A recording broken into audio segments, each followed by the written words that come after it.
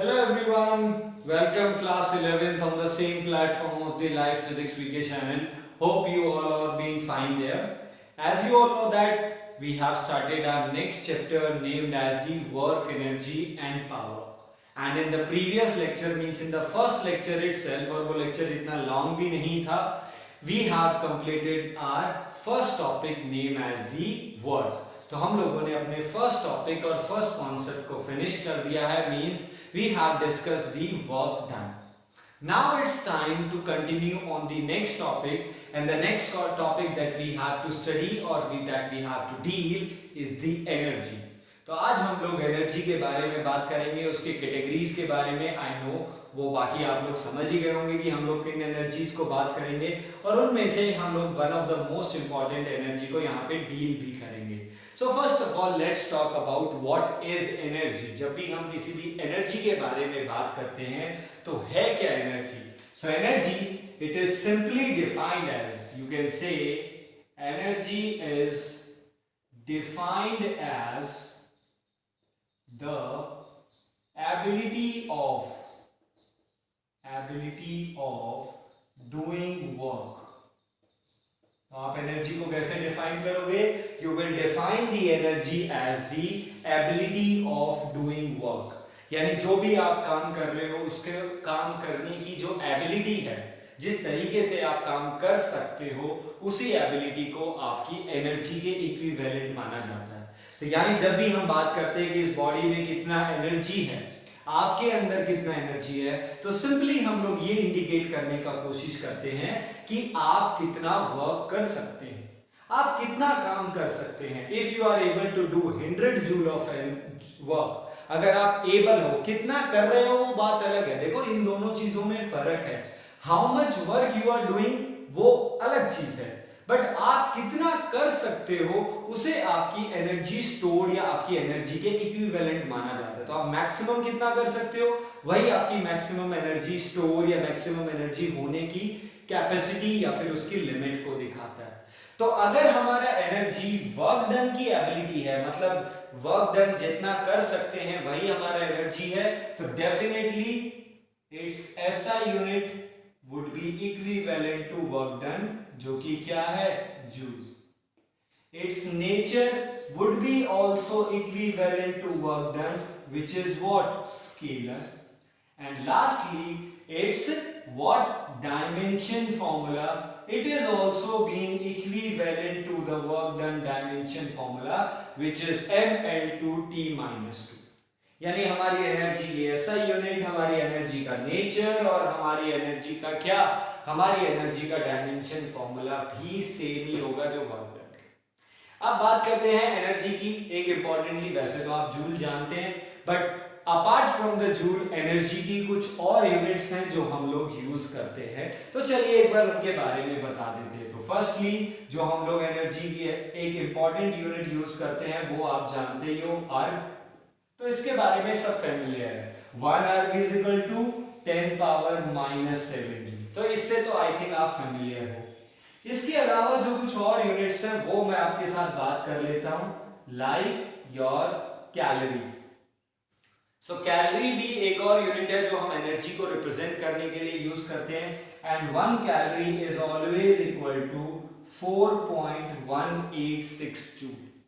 तो 1 कैलोरी कितना होता है? 4.186 जूल. हाँ, इन फ्यूचर जब हमें इसके न्यूमेरिकल करने का जरूरत आएगा तो हम इसे नियरली इक्वल टू 4.2 जूल ले लेते हैं. बट कैलोरी ज्यादातर यूज किया जाता है जब हम लोग हीट एनर्जी को रिप्रेजेंट करने का कोशिश करते हैं. हीट. तो जब इन 11th क्लास जब हम पार्ट 2 में हीट को पढ़ेंगे तो उस टाइम हम लोग calorie as a unit use कर सकते हैं. नाउ मोस्ट इंपॉर्टेंटली अर्ग हो गया, कैलोरी हो गया. एक और यूनिट है जो आप लोगों को बहुत ज्यादा देखने को मिलेगा, and that unit is electron volt. Okay, this unit आप लोगों को क्लास 11th में नहीं सीन होगा क्योंकि इस चीज का ज्यादातर यूज, इलेक्ट्रॉन मींस चार्ज. तो जब हम चार्जेस को डील करेंगे और चार्ज से रिलेटेड एनर्जी को पढ़ने की कोशिश करेंगे, इन दैट केस हम लोग इस एनर्जी को यूज, इस यूनिट को यूज करते हैं and 1 electron volt is equal to 1.6 into 10 की पावर 19 जूल। डेफिनेटली मैग्नीट्यूडली ये उतना ही है जितना एक इलेक्ट्रॉन का चार्ज होता है, बट ये एनर्जी की यूनिट है तो ये जूल में जाएगी। Okay, and the last but not the least is 1 kilowatt our,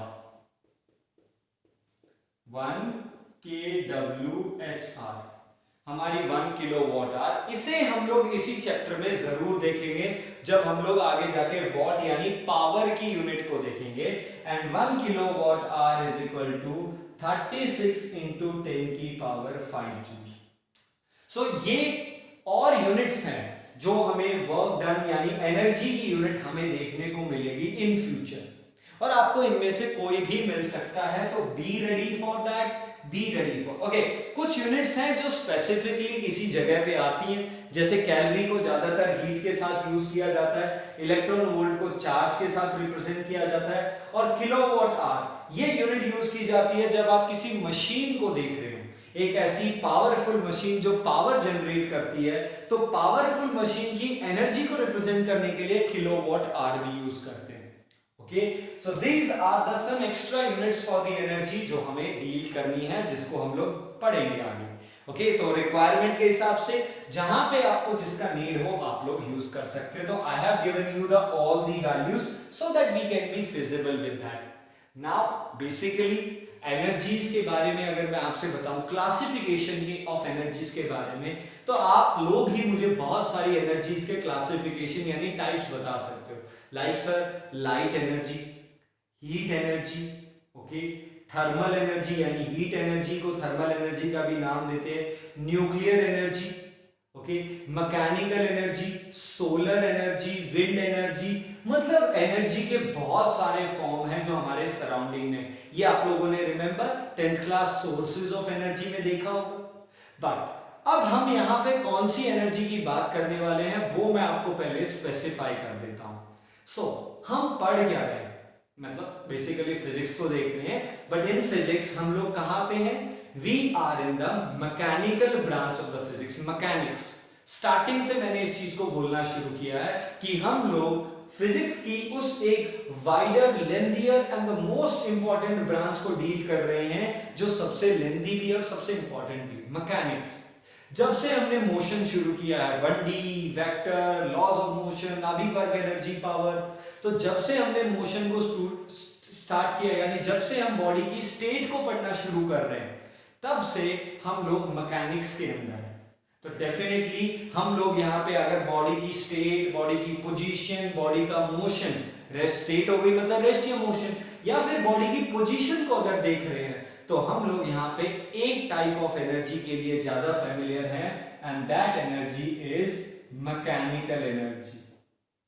okay, so what is the mechanical energy?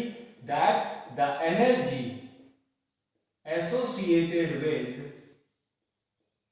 associated with state and position of the body, state and position of body। तो वो energy जो body की state और position से related हो, उस energy को हम लोग क्या बुलाएंगे? मैकेनिकल। तो यहाँ पे कोई हीट की बात नहीं होगी, कोई nuclear energy, sound energy, sun energies, wind energy, ocean thermal energy, मतलब ऐसा कोई एनर्जी का बात नहीं करेंगे, केवल एक ही एनर्जी को डिस्कस करेंगे, which is mechanical. This mechanical energy is being further classified into two category, position है और स्टेट है। इसको देखते हुए हम लोगों ने इसे आगे जाके भी दो कैटेगरी में बांटा, first is kinetic and second one is potential energy. Okay, ये तो आप फेमिलियर हो। काइनेटिक एनर्जी जो कि बॉडी की मोशन के साथ रिलेटेड है, पोटेंशियल एनर्जी जो बॉडी की पोजीशन से रिलेटेड यानी उससे एसोसिएटेड है, उससे कनेक्टेड है।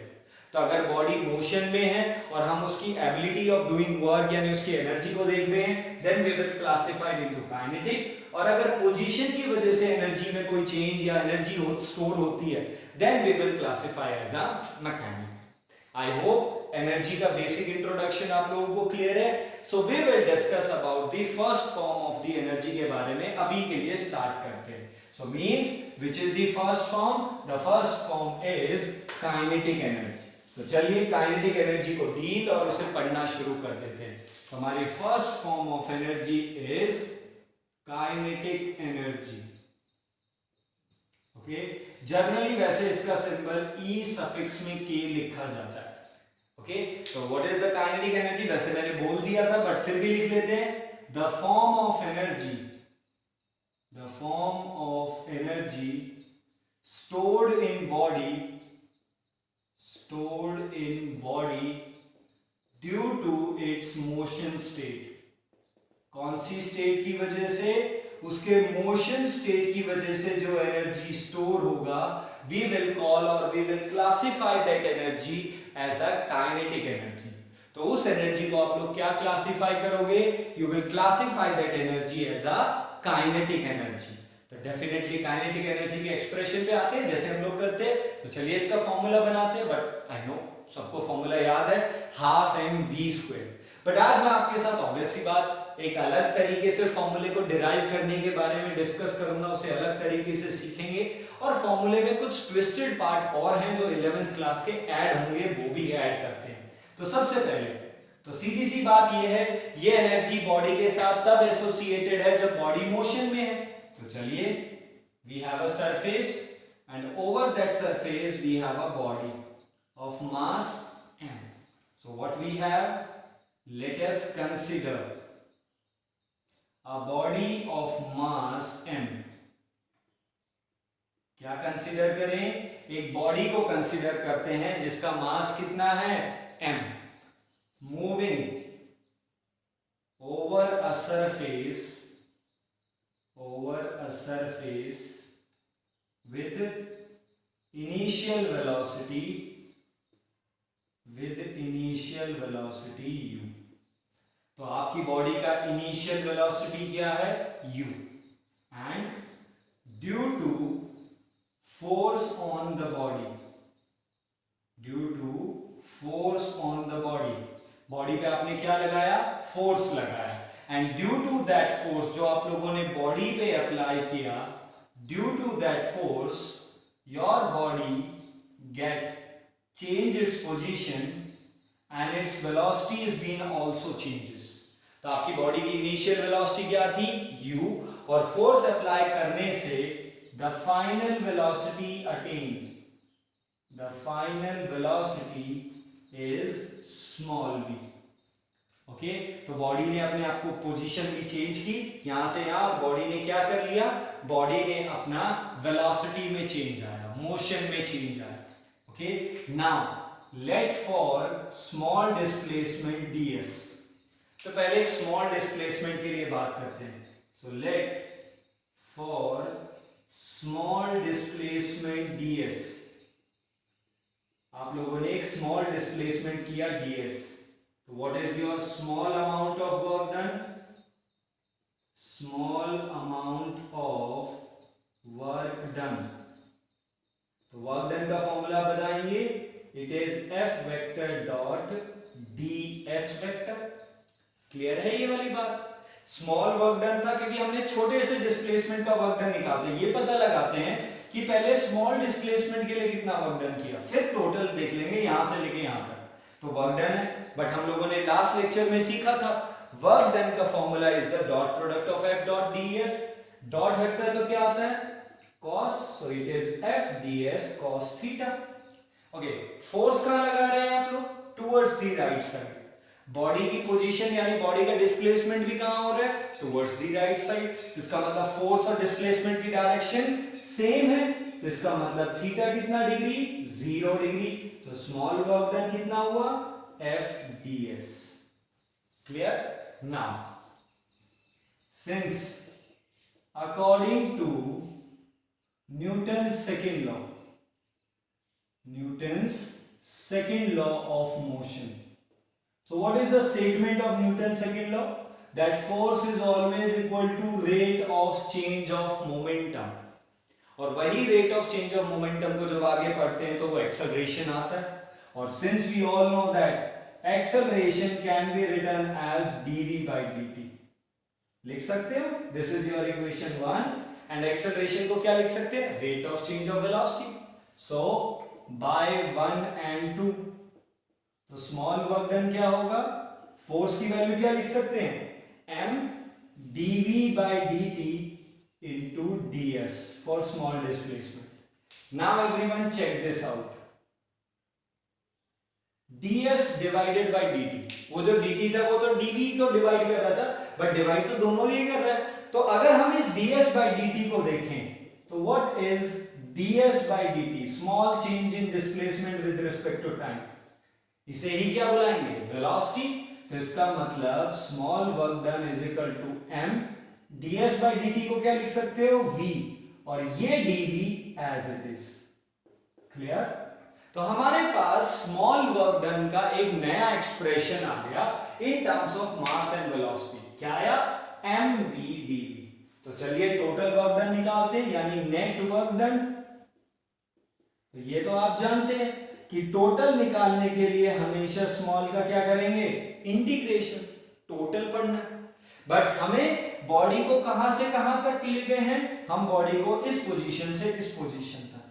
अब इस स्मॉल वर्क डन में आपके पास वेरिएबल कौन है, देखो who is variable, velocity is variable, velocity change हो रही है जो हम लोगों ने यहां कंसीडर की थी। तो अगर वेलोसिटी वेरिएबल है तो लिमिट भी वेलोसिटी की चलेगी, तो आपकी वेलोसिटी कहां से कहां चेंज हो रही है, u से v, तो हमारी लिमिट कहां से कहां जाएगी भाई, our limit would be from u to v, इस बात को याद रखना, यानी इनिशियल वेलोसिटी u से लेके v था। तो चलिए इंटीग्रेशन के रूल लगाओ और सॉल्व करना शुरू करो। सो मास इज कांस्टेंट, वो तो बाहर आ जाएगा, v की पावर कितनी है, 1, तो इंटीग्रेशन का रूल रिवाइज कीजिए, x की पावर n dx, रूल क्या है, x की power n plus 1 divided by n plus 1, okay. तो v की पावर 1 है तो क्या बनेगा, v की पावर 1 प्लस 1, यानी v की पावर 2 डिवाइडेड बाय 2, और आपकी लिमिट कहां से कहां तक है, your limit is from u to v, done. चलिए अब कैसे सॉल्व करें, कांस्टेंट तो आ गया बाहर, 2 बाहर आ जाएगा, 1/2 डिवाइड में था m, अभी v को किससे रिप्लेस करेंगे, v से। देखो लिमिट कैसे रखते हैं, upper limit minus lower limit, यानी पहले वेरिएबल टर्म में अपर लिमिट रखो, फिर उसकी जगह पे लोअर लिमिट रखो। तो अगर v को v से रिप्लेस करते हैं तो ये v ही रहेगा, और ये स्क्वायर था तो v स्क्वायर। अब v को किससे रिप्लेस करो, u से, तो ये u स्क्वायर। तो टोटल वर्क डन कितना आया, half m bracket v square minus u square, मतलब यहां से लेके यहां तक आपको टोटल वर्क डन इतना करना पड़ा। अब अगर टोटल वर्क डन इतना करना पड़ा, सो दस आपकी काइनेटिक एनर्जी कितनी हो गई, मतलब सीधी सी बात है।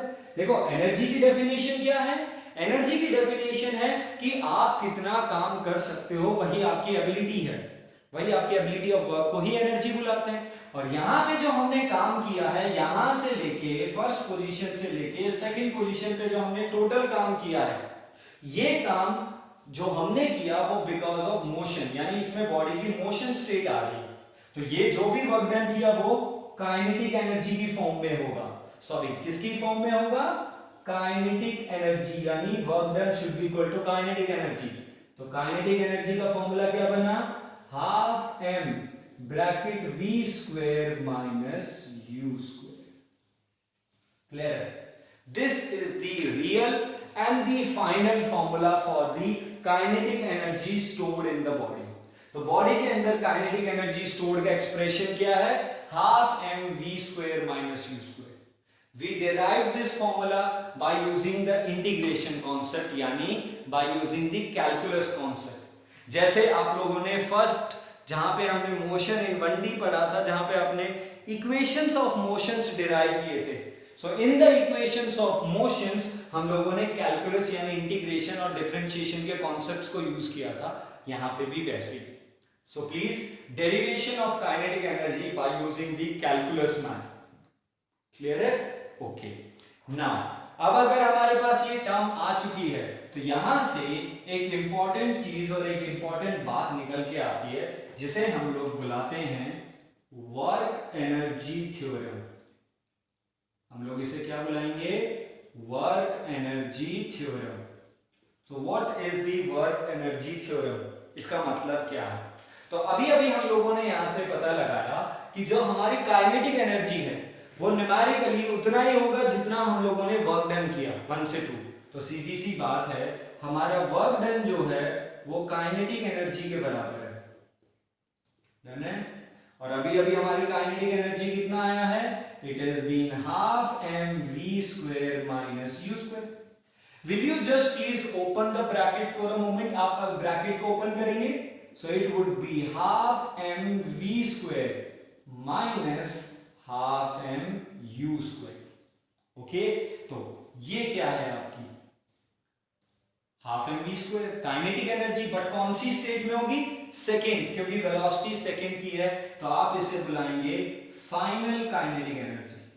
ये क्या है आपकी काइनेटिक एनर्जी जब आपकी इनिशियल वेलोसिटी, जब आप स्टार्टिंग में थे, so you will call this as a initial kinetic energy. तो वर्क डन का क्या एक्सप्रेशन आया? Work done is equal to final kinetic energy minus initial, और इसे ही फाइनल माइनस इनिशियल बोल रहे हो तो इसका मतलब चेंज इन काइनेटिक एनर्जी। यानी work done by any body is always equal to change in kinetic energy। यानी अगर आप किसी भी बॉडी पे काम करते हो तो वो बॉडी, वो जो आपने वर्क डन किया है, वो वर्क डन बॉडी की किस चीज के लिए रिस्पॉन्सिबल है? वो बॉडी के चेंज इन काइनेटिक एनर्जी के लिए रिस्पॉन्सिबल। यानी वो जो काम आपने किया वो काम बॉडी की काइनेटिक एनर्जी को चेंज करेगा। यानी इनिशियल माइनस फाइनल, यही एक्सप्रेशन है। और इसी कॉन्सेप्ट को ही हम लोग क्या बुलाते हैं? Work energy theorem. यानी किसी भी बॉडी पे जितना वर्क किया जाएगा, whatever be the amount of work is to be done on the body, that amount of work is responsible for changing the kinetic energy. Got that point? तो after the kinetic energy ये एक छोटा सा relation है। Okay, अब इस kinetic energy में एक और सिंपल सा छोटा सा नोट ही बना के आपसे रखना चाहता हूं कि जब हम लोगों ने इस टॉपिक को शुरू किया kinetic energy, and as I told you कि आप में से मोस्ट और सब लोग ही जानते होंगे what is the expression for the kinetic energy, तो सबके दिमाग में आ गया होगा या हाँ भाई अभी तो हाफ mv² डिराइव होने वाला है ना, यही फॉर्मूला आया होगा हाफ mv², यही पढ़ते हैं। तो अभी मैं इस चीज को लेके एक प्रॉब्लम और एक क्लैरिटी सॉल्व कर देता हूं। तो एक इंपॉर्टेंट नोट है जिसको आप लोगों को नोटेड डाउन करना, that if initial velocity 0 means, initial velocity 0 का मतलब बॉडी स्टार्ट्स फ्रॉम रेस्ट। अगर आपका बॉडी कहां से शुरू हो रहा है? रेस्ट से शुरू हो रहा है, यानी u 0 है। अब बताइए आपका काइनेटिक एनर्जी का फॉर्मूला क्या बचेगा? हाफ mv² होगी। सो सीखने वाली बात क्या है कि अब तक जो हमारे दिमाग में काइनेटिक एनर्जी का फॉर्मूला जो सुपीरियरिटी में था कि यानी अगर रेंडमली किसी ने आपसे ये पूछा what is the expression for the kinetic energy, तो आपके दिमाग में सबसे पहले जवाब क्या आता है? That the sir expression for the kinetic energy is half mv²। तो यानी ये जो फॉर्मूला है काइनेटिक एनर्जी का, ये आपके दिमाग में एनर्जी को लेके, काइनेटिक एनर्जी को लेके सबसे सुपीरियर फॉर्मूला है।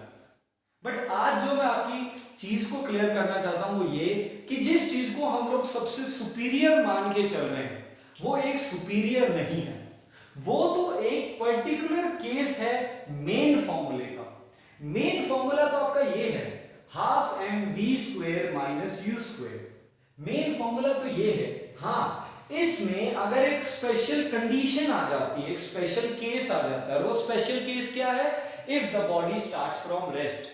अगर बॉडी रेस्ट से शुरू हो रहा है तो आप लोग u को 0 रख के फॉर्मूला हाफ mv², यानी हाफ mv² हर टाइप के मोशन की बॉडी का काइनेटिक एनर्जी नहीं है। हाफ mv² फॉर्मूला है उस मोशन की बॉडी का जिसमें बॉडी रेस्ट से शुरू हो रहा है। या फिर कुछ ऐसे न्यूमेरिकल्स होंगे जिसमें ये मेंशन नहीं होगा कि body start from the rest, उसमें ये मेंशन नहीं होगा। उसमें क्या मेंशन होगा? उसमें केवल इतना मेंशन होगा आपको कि अ बॉडी इज मूविंग, यानी आपको कहीं पर भी इनिशियल वेलोसिटी के बारे में बात नहीं की गई। तो अगर आपको कुछ ऐसा स्पेशल या कुछ ऐसा लिमिटेड टाइप का न्यूमेरिकल मिलता है जिसमें आपको कोई भी इनिशियल वेलोसिटी के बारे में बात या टॉक नहीं किया गया है, इन दैट केस आप उस न्यूमेरिकल में इनिशियल वेलोसिटी को जीरो ट्रीट करके चलेंगे, तब आप इसे ले सकते हैं। अदरवाइज अगर आपके पास दोनों वेलोसिटी है तो आपका मेन फॉर्मूला ये है। Got that point? Okay, now since we discuss the kinetic energy, हमने वो बना लिया, उसका स्पेशल नोट भी देख लिया और हमने वर्क एनर्जी थ्योरम भी कर लिया। अब ऐसे ही एक और छोटा सा रिलेशन है। तो देखो यार, ऐसे तो रिलेशन तो छोटे छोटे ही हैं आज के लेक्चर्स में भी, जैसे लास्ट वाले में भी थे। तो ऐसे एक और छोटा सा रिलेशन जो मैं आपके साथ डिस्कस करना चाहूंगा, and that is relation between kinetic energy and momentum. Linear momentum P और काइनेटिक एनर्जी के बीच का रिलेशन निकालते हैं, क्योंकि ये रिलेशन बहुत इंपॉर्टेंट है। क्योंकि इससे बनने वाला जो न्यूमेरिकल है आप असाइनमेंट में भी देखेंगे, सीबीएसई ऑब्वियस सी बात है, जो आपके पेपर होते हैं उनमें भी आता है, कंपटीशन में भी देखा गया है। यहां तक कि अगर मैं आपको बोलूं ना, आपके जो सीनियर टीचर्स हैं, मींस आपके 11th और 12th टीचर, जो लोग एचटेट, ऑब्वियस सी बात है एचटेट आप जानते ही होंगे, बहुत लोगों ने सुना होगा, मींस टीचर एबिलिटी एग्जाम है किसका? हरियाणा का। और सीटेट जो सेंट्रल टीचर एग्जामिनेशन है, टेस्ट जो हम लोग लेते हैं, तो वो जो सीटेट एचटेट है, तो अगर आपका कोई टीचर जो फिजिक्स भी से डील कर रहा है, तो आप ये सोच के चलिए इसका जो न्यूमेरिकल है वो पिछले 5 सालों में 2 से 3 बार एचटेट एग्जाम में देखा जा चुका है और 1 से 2 बार सीटेट में भी देखा जा चुका है। तो आप उसकी इंपॉर्टेंस देख सकते हो कि 11th क्लास का ये न्यूमेरिकल कितनी बार वैरायटीज में आता है। नीट में देखा जा चुका है, आईआईटी मेन में भी देखा जा चुका है। तो मतलब हर कंपटीशन में इस न्यूमेरिकल ने अपना रोल रखा है। तो पहले रिलेशन देखते हैं, एक न्यूमेरिकल मैं आपके साथ डिस्कस करूंगा ताकि आप उसका प्रोसीजर समझ सकें, and the rest of as usual for the practice, जो आपको असाइनमेंट में डिस्क्रिप्शन बॉक्स में लिंक मिलेगा, please click on that, download your assignment and please on a serious note please उसे सॉल्व कीजिए। Only the few limited students ही ऐसे हैं जिनके डाउट्स और क्वेरीज आता है। Where are the others 10th class student जो अभी 11th में फॉरवर्ड होके साइंस में आ गए, जो बस चीजों को आगे चलाए जा रहे हैं बट अपने डाउट्स क्लियर नहीं कर रहे। Please if you do not solve this out, अगर आप ये एक्सपेक्ट करके बैठे हैं दैट हम लोग आगे जाके कहीं पर भी किसी से भी जब रीओपन होंगे स्कूल तो फिजिकली अंडरस्टैंड करेंगे, तो बेटा sorry to say we can't predict the future right now. हाँ, फ्यूचर का कोई प्रेडिक्शन नहीं कर सकते हैं कि when and where your school and when and where means किस टाइम पे, कब आगे जाके कहां पे हम लोग इस पेंडेमिक से ओवरकम हो पाएंगे। Good news are there, vaccines बन रही हैं, सारी अच्छी चीजें हो रही हैं, बट केसेस ज्यादा हो रहे हैं। So what would be the role of the government towards you? Important है वो किस तरीके से इस चीज को टेक करती है, कहां पे स्कूल जाता है, प्लीज उसका प्रेडिक्शन करना बंद कर दीजिए। सो लेट इट बी, जल्दी आइए, जो भी इस चीज को देख रहा है प्लीज जल्दी। Okay, so now we have a small relation जो हम लोग carry out करने वाले हैं, and the relation is between kinetic energy and momentum. So, but कौन सा case? When body start from rest. सीधी सी बात है, kinetic energy का वो वाला case जब body rest है। तो since kinetic energy has a formula half mv square. So do one thing, multiply with the m and divide with the m. I think equation equivalent है। तो kinetic energy क्या बना?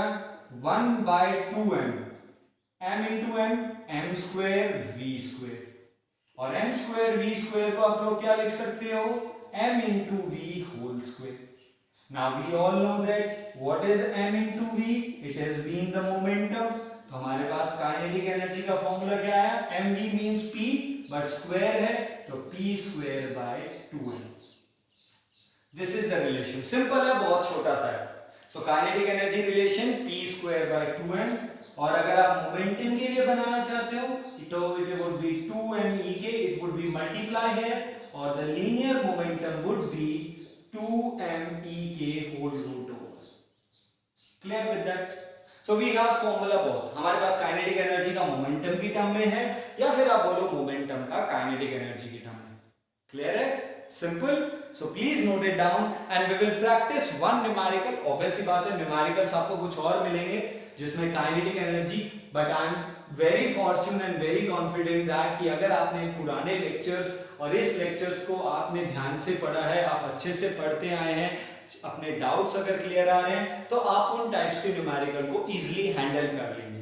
But if you found any difficulty, अगर कोई pause आता है तो मैं तो हूं ही इस तरफ, प्लीज टेक्स्ट मी, कॉल मी, जो भी आपके पास है। यूट्यूब के डिस्क्रिप्शन पे, यूट्यूब के कमेंट बॉक्स में अपना डाउट लिख दीजिए, I will reply you, WhatsApp पे, कहीं पे। Okay, so with that note चलिए इस रिलेशन का एक न्यूमेरिकल का प्रैक्टिस करते हैं। ओके, सो रिलेशन हमारे पास है और हम इन्हीं रिलेशंस को यूज करते हुए चलिए अपने न्यूमेरिकल को देखते हैं, उसे चेक आउट करते हैं। तो हमारा रिलेशन क्या है वो मैं एक बार पहले लिख देता हूं। Kinetic energy is equal to p square by 2m और momentum is equal to root over 2me के। Got? So what is the question? If the kinetic energy of body increased by 300%. So question is, if the kinetic energy of the body increased by 300%, then how will the momentum changes? तो बताइए momentum कैसे change होगा, ये आपको answer देना है। Means whether the momentum is going to increase, whether the momentum is going to decrease, और अगर increase या decrease होता है तो कैसे? कैसे का मतलब अब मैं यहाँ पे एक चीज क्लियर कर देना चाहता हूँ। जब आपसे कोई चीज ऐसे पूछी जाती है, if the kinetic increase by 2 times, कितना? 2 times मतलब 2 गुना, तो मोमेंटम में क्या रिलेट हुआ? चेंज आया। तो आप फॉर्मूला यूज करें तो आपका आंसर 2 टाइम्स या 3 टाइम्स या टाइम्स में ही होना चाहिए। सीधी सी बात है। यानी कहने का मतलब है जब आपसे सवाल टाइम्स में पूछा जाए तो आप जवाब टाइम्स में देंगे, बट यहाँ पे वो टाइम्स वाला आप आराम से कर सकते हो, आपको 1-2 क्वेश्चन उसके भी मिलेंगे यहाँ पे। पर जो सबसे ज्यादा प्रॉब्लम है वो है परसेंटेज। यहाँ पे जो आपको क्वेश्चन है वो परसेंटेज की फॉर्म में है। That means kinetic energy increase हुआ वो भी 300%, तो डेफिनेटली हमें ये बताना है कि इंक्रीज या डिक्रीज, और दूसरा हमें अपना जवाब परसेंटेज में ही देना पड़ेगा। ये आपकी मैंडेटरी है कि यहाँ पे नहीं लिखा है कि परसेंटेज में जवाब दो, बट ये एक मैंडेटरी है। जब आप किसी कंपटीशन में जाते हैं तो जो आपको 4 ऑप्शंस मिलेंगे, all the options would be in the what? All the options would be in the form of percentage. सारे ऑप्शन परसेंटेज की फॉर्म में मिलेंगे, तो डेफिनेटली परसेंटेज में आना ही पड़ेगा। So let's start with that. चलिए स्टार्ट करते हैं। तो तरीका क्या है, जैसे क्योंकि देखो हम सीबीएसई को भी देखते हैं और सीबीएसई डिमांड्स फॉर एक्सप्लेनेशन, इसलिए मेरा सबसे रिक्वेस्ट है all everyone present out there, चाहे आप कंपटीशन में डील कर रहे हो, आप फ्यूचर के लिए प्लान कर रहे हो, गो विद दैट, हम उस चीज को करेंगे, बिल्कुल चल रही है। न्यूमेरिकल लगभग यहीं से आते हैं, आपको बस प्रैक्टिस करना है, अपने डाउट क्लियर करने हैं। बट एक चीज और है कि हम लोग जब यहाँ पे जाते हैं ना ऑब्जेक्टिव और इनमें, तो हम सीबीएसई को भूलते चले जाते हैं। मतलब हम लोग ये भूल जाते हैं कि सीबीएसई यानी एक एक्सप्लेनेटरी ब्रांच और है जिसमें हमें नंबर कमाने हैं। मोस्ट ऑफ यू शायद इस बात को थोड़ा बहुत फेसबुक, यूट्यूब, आप लोग क्योंकि अभी ज़्यादा ऑनलाइन और मोबाइल हो गया तो आप लोग देखते हैं व्हाट्सएप पे सबके किसी का स्टेटस आता है, तो हर कोई, कुछ लोग होते हैं जो ये चीज़ डिफाइन करने की कोशिश करते हैं that the marks of the 12th class doesn't matter, what a piece of paper, what is the marks written on the piece of the paper, वो थोड़ी डिसाइड करेगा। they are good, they are absolutely correct कि किसी भी कागज पे लिखा हुआ नंबर आपका लाइफ नहीं डिसाइड करेगा, बट किसी भी कागज पे लिखा हुआ नंबर आपके करियर और आपके लाइफ में जहां पे आप अपनी डेस्टिनेशन पे पहुंचना चाहते हैं तो वो उस डेस्टिनेशन के पाथ को डिसाइड जरूर करेगा। बस मेरा तो यही कहना है। मैं ये नहीं कह रहा कि आपके आने वाले नंबर आपके करियर को डिसाइड करेंगे, तो आपके अगर 50-60% आते हैं तो आपका करियर फ्लॉप है, आपकी लाइफ फ्लॉप है, आप कुछ नहीं कर सकते। I am not saying like that. I am saying that कि आपका किया हुआ स्कोर, आपने 10th क्लास में स्कोर किया, 11th में, 12th में, ये जो आपकी स्कोरिंग है ना, ये आपकी बहुत सारे कैरेक्टर्स को दिखाती है। लाइक यू आर लेबोरियस, आप काम बहुत ज्यादा कर सकते हो, सीधी सी बात, आप कैजुअल नहीं हो चीजों को लेके, जो सबसे ज्यादा इंपॉर्टेंट है। दूसरी, आपके इन शीट्स पे, इन जगहों पे जो आपने मार्क्स ऑब्टेन किए हैं, जो आपकी स्कोरिंग है, जो आपका ग्रेड है, ये आपके फ्यूचर में आने वाले करियर को, डेस्टिनेशन को, आप पहुंचेंगे वहीं, आप भी वहीं पहुंचेंगे। मान लीजिए आपने एक प्लान किया कि मैं इंजीनियर बनना चाहता हूँ, एक बेस्ट आउटपुट करना चाहता हूँ, बट आपकी क्लास में एक स्टूडेंट जो 90 स्कोर करके अपने रास्ते पे चला गया, एक 50 या 60 स्कोर करके अपने रास्ते पे चला। अब आफ्टर स्कोरिंग 50 और 60, अब वो थोड़ा सा डेडिकेटेड हो गया कि नहीं यार, मुझे तो इंजीनियर बनना है and I want to do this, मुझे ये बिल्कुल चाहिए, और वो बिल्कुल हार्डली लग रहा है। और ऑन दी अदर साइड जो 90% वाला है वो भी तो लगेगा यार। तो इसका मतलब 90% या फिर जो भी हायर मार्क्स हैं वो स्कोर करना कोई सीधी सी बात है, कोई हंसी मजाक और हलवा थोड़ी है यार, ऐसे ही राह चलते मिल गए। बहुत मेहनत लगती है, लोगों को लगता है बस आ गए, ऐसे नहीं आते यार। एक्यूरेट होना बहुत मुश्किल वाला काम है, सबका एबिलिटी नहीं है, और आप लोग जो कर सकते हैं, और सबके अंदर होती है वो कैपेबिलिटी, बट वो शो कैसे करना है वो आपको डिसाइड करना है। अब बस बात यह है कि दोनों का इंजीनियर बनना है, दोनों को डिसाइड करना है। अब जब दोनों को डिसाइड करना है कि मुझे इंजीनियर पोस्ट पे जाना है, बस उस 90% वाले का जो रास्ता होगा वो इतना ईज हो जाएगा, क्योंकि उसने लेबर अपना पहले कर लिया है। क्योंकि वो अगर अच्छा स्कोर किया है अब, तो उसका मतलब उसने प्रैक्टिस, उसने चीज़ों को अच्छा समझा है। और अगर जो लोग ये बोलते हैं कि रट के नंबर आ जाते हैं, तो प्लीज सॉरी टू से, ऐसा कोई नहीं है। मुश्किल से कोई ऐसा गॉड गिफ्टेड होगा, आउट ऑफ 100 मुश्किल से एक सिंगल स्टूडेंट होगा जिसपे आप ये बोल सकते हो सर ये रट के नंबर ले लेता है। बट रट के भी यार 80 आ जाएंगे, 85 आ जाएंगे, 95, 96 जो स्कोर कर रहे हैं रट के नहीं आते। इसका मतलब उन्होंने चीजों को समझा है, वो जानते हैं, अंडरस्टूड करते हैं, इतना नहीं रटा जा सकता। तो इसका मतलब जो अच्छे हैं वो स्कोर कर रहे हैं। तो ये जो प्रेडिक्शन फैलाई है ना कि रट के नंबर आते हैं, नंबर से कोई वैल्यू नहीं होती, बेटा है। अगर ऐसा है तो ये नंबर्स की लड़ाई हमेशा से क्यों लड़ती आई? क्यों? क्योंकि ये आपको फ्यूचर का ईज देगा। आज की हुई मेहनत, आज का किया हुआ स्कोरिंग फ्यूचर में ईज देने वाला है। रास्ता देखो, वो भी इंजीनियरिंग पे पहुंचेगा, बोला ना 50-60 वाला, और आप भी पहुंचोगे। बस आप जब अपनी डेस्टिनेशन पे पहुंचोगे तो आपका रास्ता इतना बढ़िया होगा ना कि आप अपने रास्ते पे फ्लुएंटली चलोगे। उसे स्ट्रगल करते करते जाना पड़ेगा, क्यों? क्योंकि उसने पहले काम नहीं किया। अब आपको डिसाइड करना है कि आप अपना रास्ता कैसे बना रहे हो। तो ये जो आपकी 11th है, 10th आपने पास आउट की, बहुत अच्छे से की, आपका स्कोर वेल एंड गुड रहा। अब आपका 11th और 12th, ये आपका फ्यूचर का, आपके करियर का, आपके, मैं ये नहीं कह रहा करियर डिसाइड करेगा, मैं ये कह रहा हूं ये आपके करियर का पाथ डिसाइड करेगा। अब आप ये सोच लो कि आपको अपना पाथ कैसा बनाना है। आपको अपना पाथ फ्लुएंट बनाना है, एक हाईवे रोड बनाना है जिसपे गाड़ी आपकी स्मूथली चली जाए, या फिर आप अपने रास्ते पे मेहनत ही नहीं करना चाहते और आप बोले पड़े रहने दो, रास्ता है तो भाई आगे बारिश भी होगी, गड्ढे भी होते जाएंगे, और चीजें तो अब ऐसी बात है, गड्ढे होंगे तो फिर प्रॉब्लम होगी। पहुंचोगे तो आप अपने डेस्टिनेशन पे, पर जब तक आप पहुंचोगे तब तक आप बहुत स्ट्रगल कर चुके होंगे, आप बहुत ज्यादा अपना टाइम भी कंज्यूम करवा चुके होंगे, वो आपको देखना है।